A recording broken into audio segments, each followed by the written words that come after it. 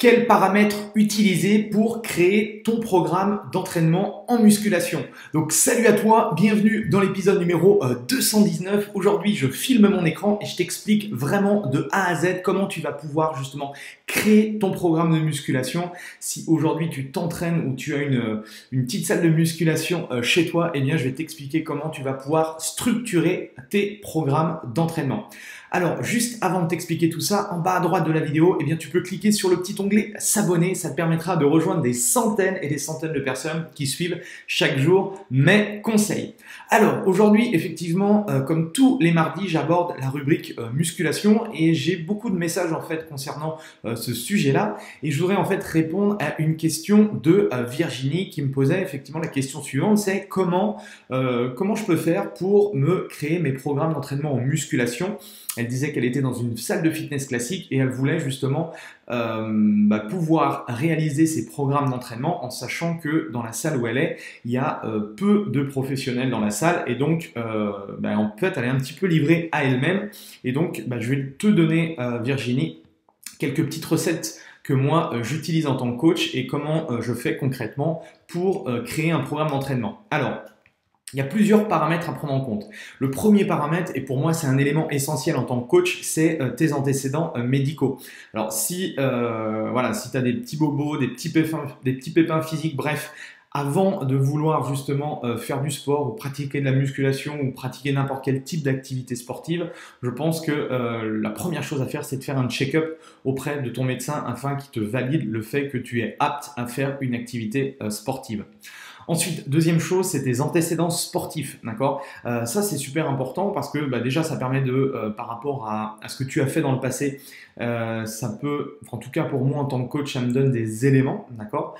Des éléments en termes de qualité ou des choses que tu as pu travailler. Et comme le corps a une mémoire, les muscles ont une mémoire, eh bien, même si ça fait quelque temps que tu n'as pas fait de sport, eh bien, une personne qui a fait du sport en étant jeune ou du sport et qui a arrêté pendant un laps de temps, elle va reprendre beaucoup plus vite qu'une personne qui a jamais fait de sport. Donc pour moi c'est important. C'est aussi important de savoir, typiquement si je serais en face de toi Virginie, la question que je te poserais c'est est-ce que tu as déjà fait de la musculation ou est-ce que tu as déjà été dans un club de fitness? Et ça me permettrait aussi d'avoir certains éléments de réponse, surtout en termes de placement, en termes d'exercice, etc., etc.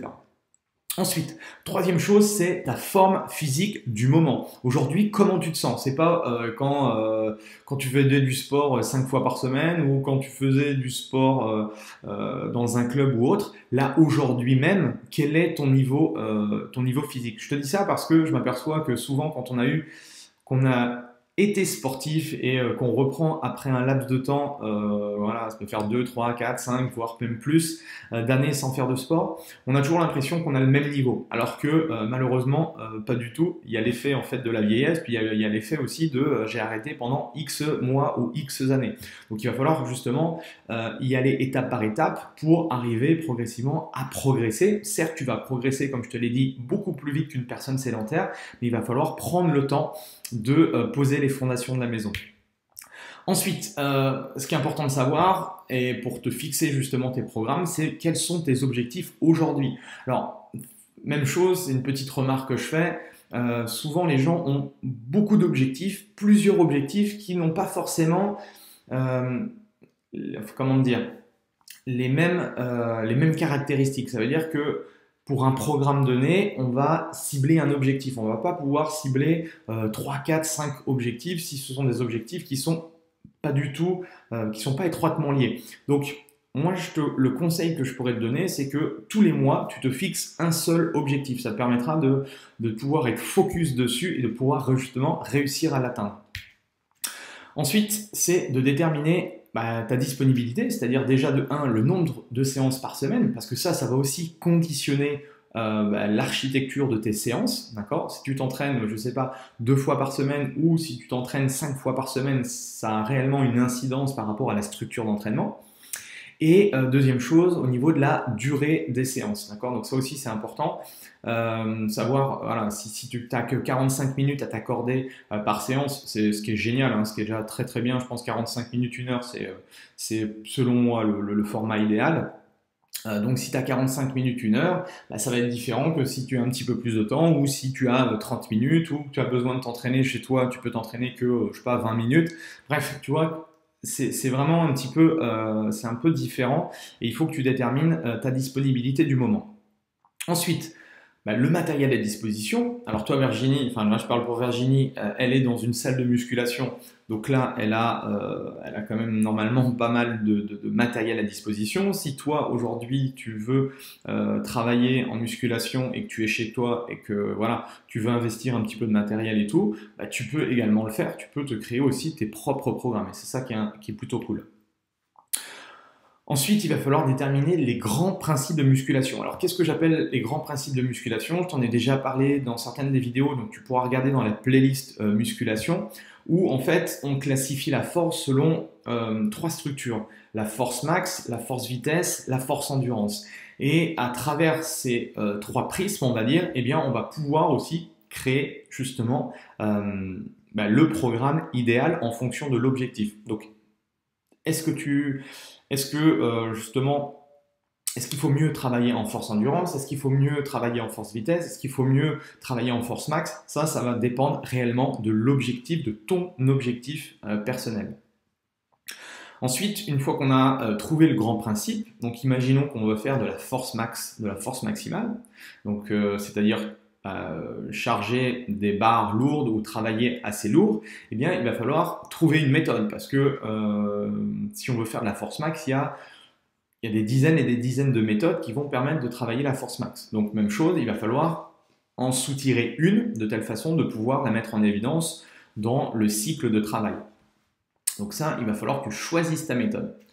Et la dernière chose, pour construire étape par étape ton programme, il va falloir déterminer le nombre de séries que tu vas faire sur chacun des exercices, le nombre de répétitions, le temps de récup, la vitesse d'exécution et également parler de charge, donc le pourcentage de ta 1RM, donc de ta répétition maximale.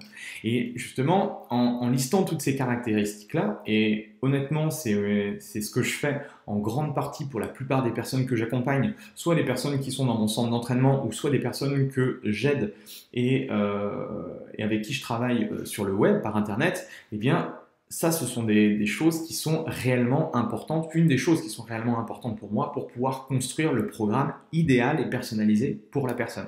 Voilà, en tout cas, j'espère que Virginie et toi-même qui m'écoutes, je t'ai donné des petites pistes de réflexion. Si tu as d'autres questions, et je pense que tu en as d'autres, alors tu as des éléments de réponse déjà à travers d'autres vidéos que j'ai fait. Et si tu as d'autres questions, n'hésite pas à me les poser juste en dessous de la vidéo dans les commentaires. Ça me permettra justement de pouvoir y répondre de manière un peu plus spécifique. Et également, si ça t'intéresse que je t'accompagne à travers un programme personnalisé via le web, eh bien tu regardes dans la description, tu as un petit onglet, je crois, avec un lien où tu peux justement prendre rendez-vous avec moi et ça te permettra justement que je t'explique un petit peu comment je fonctionne et surtout de savoir toi qu'est-ce que tu as besoin, quels sont tes objectifs et comment justement je pourrais t'aider à travers tout ce protocole-là. Voilà, en tout cas, moi je voulais te souhaiter une super journée, un bon entraînement si tu vas t'entraîner aujourd'hui. Et puis nous, on se retrouve demain pour parler de course à pied. Allez, salut!